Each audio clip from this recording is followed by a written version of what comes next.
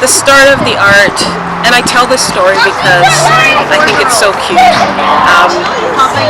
and I think it's so important too. My parents came up to Canada in '67 from Jamaica, and prior to my father coming up first, my mother and my father used to write love letters to each other.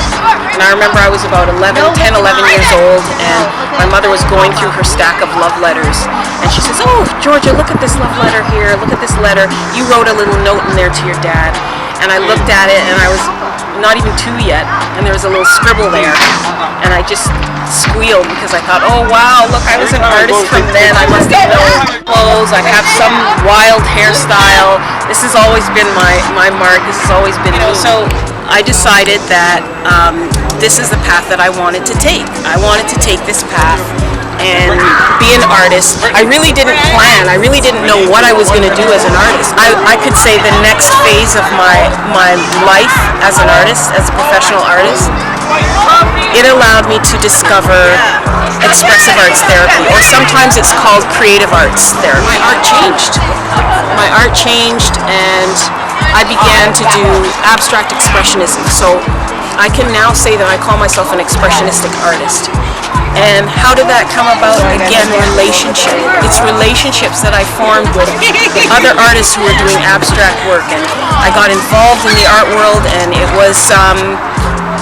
was really refreshing. It was new. It was fulfilling.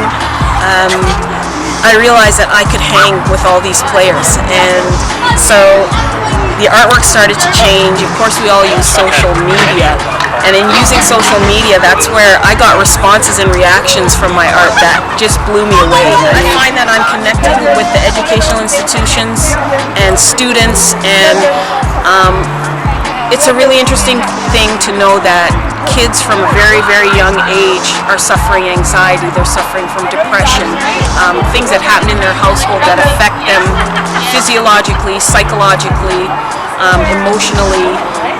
Those are the things that interest me. So I'm working to build a bridge between communities in order for us to get to a place of wellness. And events that I speak at and things that I do, they all help to fuel that fire and help me to become that all-rounded artist that I think I am. It's been a wild, wild ride, but I know that from this point on, things are just starting to bubble, and I am hoping that in the future that I will have speakers forums around health and wellness and how they connect to the arts.